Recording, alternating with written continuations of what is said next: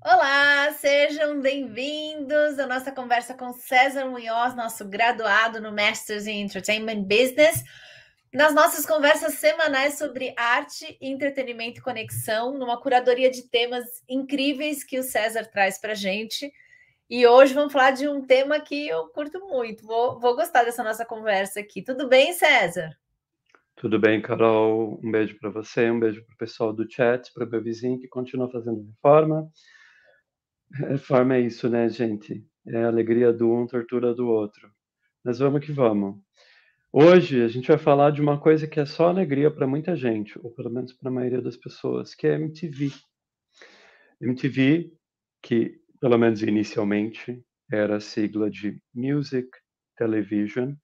E se hoje a gente take for granted, se a gente basicamente assim espera, é esperado, é basicamente ponto pacífico que se um artista lança música, ele tem que lançar um vídeo.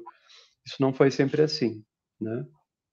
E isso mudou por causa da MTV. MTV 1981. Carol, o que que você estava fazendo em 1981? Pessoal do chat também. Quem estava aqui em 1981 nesse planeta estava fazendo o quê? Eu tava brincando de Barbie em 81. Tava com a minha Barbie Face, fazendo altas maquiagens nela, trancinhas, tava por aí. Eu estava brincando de ursinhos carinhosos, devia estar começando a aprender a falar bobagem. E eu lembro que eu gostava já de música. Eu escrevia, eu pegava meus lápis de cor e eu escrevia na parede os nomes das bandas que eu gostava, assim. Eu escrevia Queen, arruinava o papel de parede da minha mãe, Na coitada. parede da sua casa? É, fazia Olha, isso. pais maravilhosos, hein?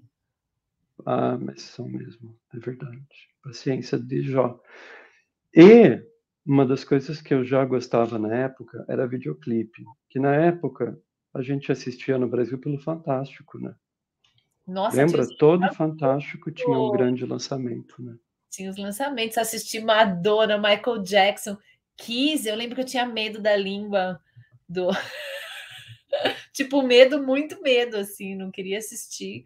O Thriller, quando lançou, nossa, e era o momento, né? Era o auge da semana, era assistir. Eu tenho esse hábito até hoje, assim, de para mim não dá aquela sensação de acabou a semana se eu não assisto um pedacinho do Fantástico no domingo, não dá aquela sensação de amanhã é segunda. E antes era agora não tem mais o videoclipe, né? Mas era coisa de assistir o vídeo, ainda mais quando você é criança, né? Criança, adolescente e tal. Com certeza não eram as notícias que eu queria assistir no Fantástico, não, eram os clipes. Pois é. Era um momento de ouro mesmo do episódio, né? Creio que fosse um grande chamariz mesmo para o próprio Fantástico, porque eram os grandes artistas, né? A gente queria saber como é que estava a cara da Madonna na época, como é que estava falando em Madonna, aqui uma camiseta da Madonna que eu ganhei do Ó, meu amigo Alexandre Linhares. que lindo. É, Madonna, Michael Jackson, Queen, Secos e Molhados, né? A gente queria ver qual era a cara dos artistas, né? Que roupa que eles usavam, qual era a make, que cenário, que fantasia visual que eles estavam criando para gente, né?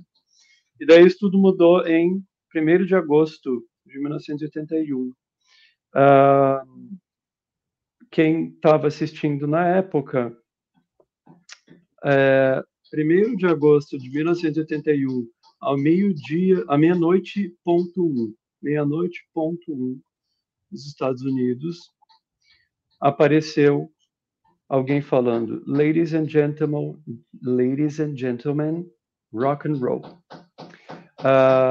Isso foi falado pelo John Black. Enquanto ele falava isso, eles mostravam imagens do lançamento da Apollo 11. E a partir daí começou esse canal que era famoso não só pela música, mas por uma forma de programação altamente experimental. Então, além de ter os videoclipes dos artistas, eles tinham também um tipo de vinheta diferente, né? As vinhetas da MTV são muito famosas porque elas tinham era experimentalismo com animação, era boneco de massinha, era o nonsense, era o surreal, era ali que a gente via a TV sair da caixa, né? Porque, né, eu e a Carol que já fizemos 15 anos e vocês também que estão assistindo que já fizeram 15 anos, vocês lembram que no Brasil, gente, principalmente no Brasil, nos Estados Unidos já era um pouco diferente, mas no Brasil, durante muito tempo, a gente tinha Globo, Bandeirantes e SBT. Eram 3 canais. E eram 3 canais que tinham uma forma muito linear de programação, linear, bem comportada, né? Todo mundo queria ser amigo da família, queria ser amigo do pai e da mãe, então era uma TV comportada, era linear, era uma forma de televisão muito amigável, né? E muito que primava muito pela facilidade de compreensão, né? A gente quer que você entenda a mensagem, então ela vai ser direta, óbvia, clara. A gente não vai viajar na maionese. E de repente aparece a MTV com os VJs que tinham caras diferentes, tinham discursos diferentes. As vinhetas da MTV que eram completamente malucas. Eu lembro, uma das minhas favoritas era uma que parecia um besouro desenhado, assim. Daí dava uma lupa, assim. E daí aparecia uma pessoa falando assim: um dos seres mais fascinantes da floresta é o besouro saci da Tanzânia. Sei lá. Ele é conhecido por aparecer de vez em quando na casa das pessoas reclamando da dor nas costas. Daí aparecia um microfoninho assim, né? Ai, que dor nas costas. Era isso. E daí aparecia MTV. Tipo, qual é a mensagem disso? Né? É surrealismo, é nonsense, é experimentação, né? Experimentação. Agora, isso é 81 nos Estados Unidos, né, gente? E aí, Carol, do que a gente conversou até agora, o que te bateu? Nossa, eu lembro tanto de ter assistido os clipes. Eu acho que era a minha casa ficava a TV que eu tinha assim no meu quarto era MTV direto, né? Era o que eu assistia. Porque os outros canais, você falou super bem, né? Além de ser uma produção muito linearzinha, assim, previsível, era muito parecido, né? Não tinha muita diferença entre os canais. Não era que um era uma coisa, no outro era outra, era tudo igual. E a Era MTV Faustão contra a Silvia, Eliana contra a Xuxa. Era tipo assim, era mais opções da mesma coisa, né? igualzinho, você só mudava o rosto que estava lá, né? Mas o conteúdo que estava por trás, o formato era o mesmo. E a MTV não, a MTV era esse tapa na cara, né? Eu não me lembro especificamente de nenhuma vinheta, mas eu me lembro de mim rindo muito, tipo de gargalhar, de chorar. E a minha mãe olhava e falava: do que você tá rindo? O que é esse negócio?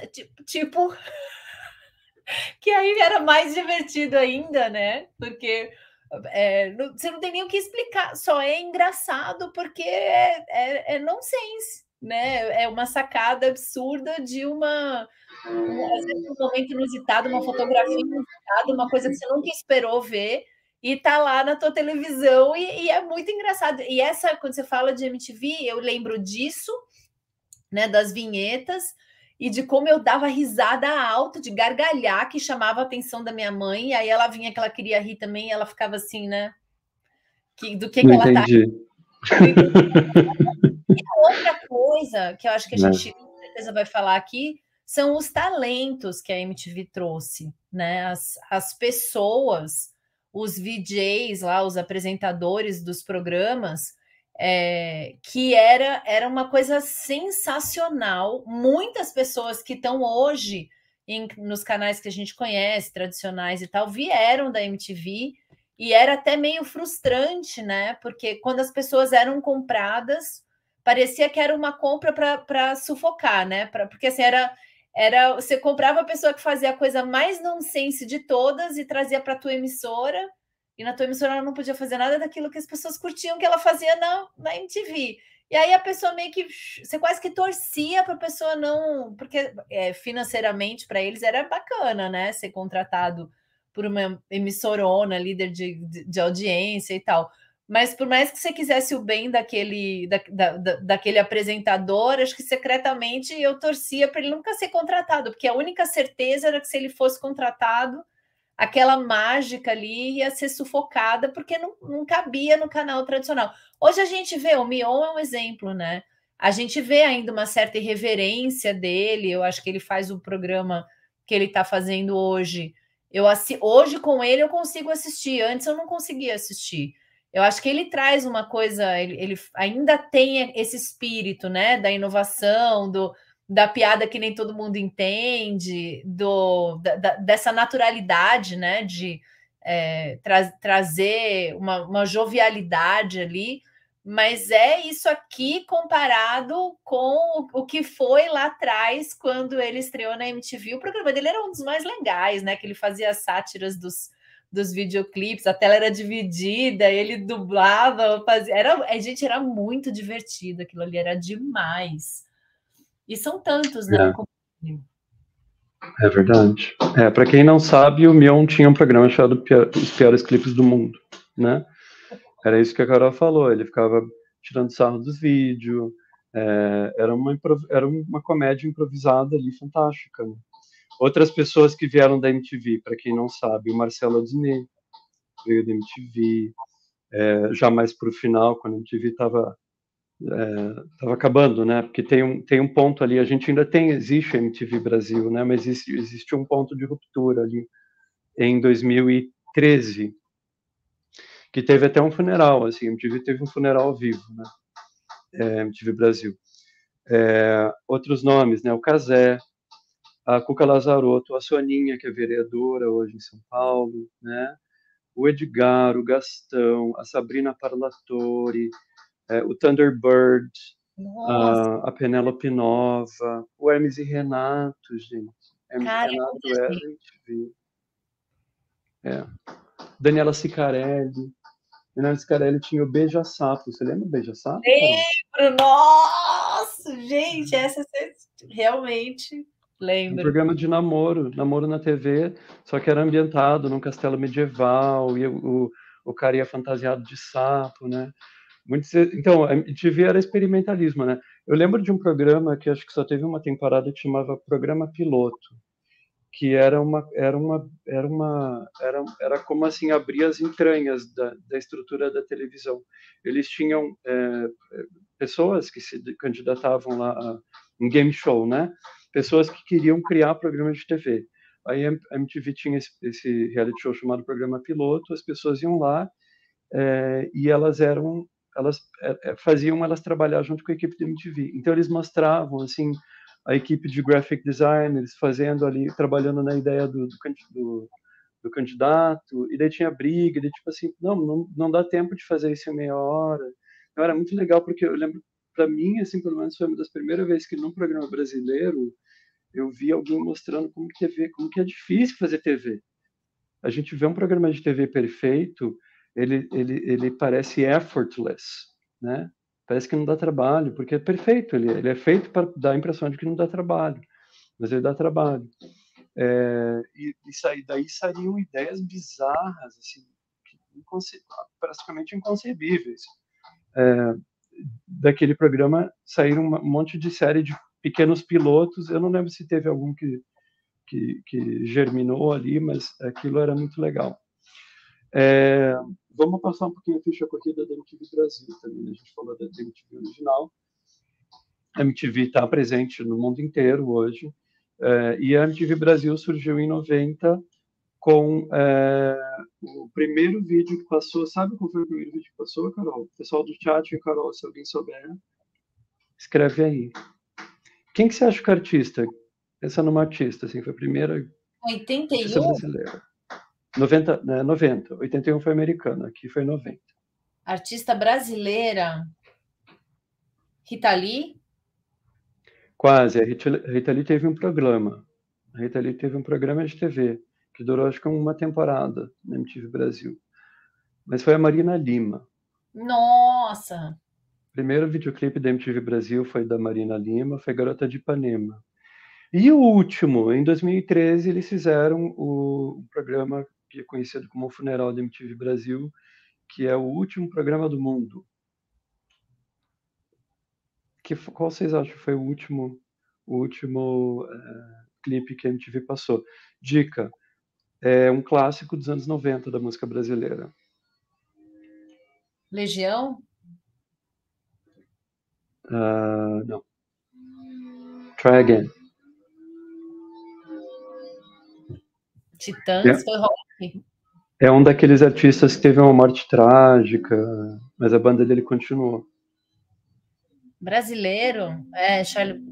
Charlie Brown Jr.? Não, né? Quase. Chico Science. Chico Science em 1980. Sainz, grande Foi. Chico Sainz, nossa. Pois é. Outro cara também que acho que a gente não conheceria sem MTV, né? A MTV Brasil, eu lembro que ela tinha esse compromisso de nos apresentar música nova, né? A gente tinha as rádios, que até então as rádios FM eram os lugares que a gente conhecia a música no Brasil, mas depois da MTV eles tiveram um compromisso mesmo em nos mostrar música diferente, né? Música nova. Então Chico Science, Pato Fu, Skank, essas bandas todas a gente só conhece porque existiu a MTV Brasil, e a MTV Brasil estava pelo Brasil inteiro caçando talentos, caçando gente para trazer, para mostrar para gente, né? Então, teve esse funeral na MTV Brasil, e daí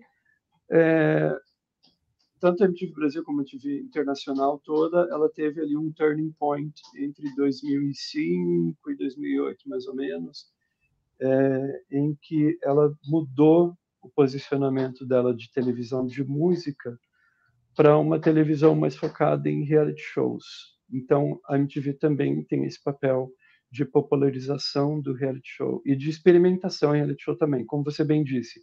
Quando a gente via um talento despontando na MTV, a gente sabia que alguma hora a Globo ia comprar, né? No Brasil, pelo menos, a Globo ia comprar. Algum canal ou algum outro canal ia querer comprar, porque a MTV prestava-se a esse papel de vamos ver o que acontece. E daí, quando começava a dar certo, alguém ia lá pegava, né? Então, também no campo dos reality shows, a MTV trouxe uma série de experimentos em reality show. Acho que o mais famoso deles é o Jersey Shore, né? Que é Jersey Shore hoje é um formato que não existiria Kardashians sem o Jersey Shore, que eram pessoas comuns indo para balada, ficando bêbado, vomitando, focando sobre o amigo, enfim, né? Lutando pela vida, enfim. Isso era o Jersey Shore. Outras experiências de televisão que também ganharam o mundo e, se não foram compradas por outros canais, geraram outras ideias. Beavis e Butthead, era da MTV, né? Tinha também um canal chamado Liquid, tinha um programa chamado Liquid Television, que sem Liquid Television, hoje a gente não teria Adult Swim. O Liquid Television era aquele lugar que a gente ia para ver a animação proibida, assim, aquela animação que de repente tinha lá os bonequinhos de massinha, de repente explodia a cabeça, você via as tripas do bonequinho de massinha, assim, né? Tinha isso. E o acústico, né? O Unplugged MTV, que aqui no Brasil era o acústico. Baita tendência, né? Você viu agora até o... Não sei se você acompanhou esse show de retomada dos Titãs, que, cara, foi incrível, e eles fizeram um pedaço do show, foi meio contando a história, né? E eles fizeram um pedaço acústico por conta da época do acústico, que é MTV total, e não só eles, né? Nirvana, Engenheiros do Havaí. Cara, bom, dá para ficar uma conversa inteira nossa aqui, falando a galera que tocou lá no acústico e que conquistou novas audiências por causa do acústico, né? Porque foi realmente um sair da caixa, assim, de trazer banda que a gente nunca imaginou ouvir acústico, e que foi lá e que tocou acústico. E tipo, Nirvana, para mim, é um marco, porque não é uma música que, no geral, eu escuto, que é uma música mais, né, que me deixa muito aflita. E no acústico ficou lindo, fiquei fã do Nirvana. Na verdade, era a roupagem MTV, né? Total. Mais uma prova de experimentação. Vamos ver o que acontece se esses artistas, se a gente bota um violão em vez de uma guitarra, né? E Você tinha, às falou vezes, até Falcão lá, né? O Falcão da música brega aqui do Brasil, e ele tinha espaço no mesmo lugar do Metallica, do AC/DC, tava lá Falcão, tava umas coisas de meio lado B mesmo, o Brasil no mesmo peso, né? Isso era muito legal de ver. Isso é verdade. Isso é importante você falar isso mesmo, porque a gente era acostumado assim, eu gosto só de metal, eu gosto só de techno, eu gosto só disso, ou eu gosto só de Madonna. A MTV chegou e falou assim, gente, bota todo mundo no mesmo palco, gente, mesmo programa, é Falcão, é Metallica, tudo é música, né? Tudo é música. E daí, de repente, a gente, então agora que a gente sabe que tudo é música, vamos botar tudo em formato acústico e ver o que acontece, né? Você falou dos Titãs, uma prova do quanto o acústico MTV ajudava a gente a descobrir novos artistas, mas também a revitalizar a carreira de outros artistas, era o Capital Inicial. O Capital Inicial, eu lembro de um show em Curitiba. Eles tinham acabado de lançar o acústico da MTV, que instantaneamente virou um mega sucesso. O Capital, na época, eles estavam numa queda muito grande de popularidade. O Dinho tinha saído do Capital por um tempo, depois ele voltou e eles fizeram acústico, né? Eles estavam em queda mesmo em popularidade. Eu lembro de um show em Curitiba em que tinha muito pouca gente e já era da turnê do acústico. E daí em meses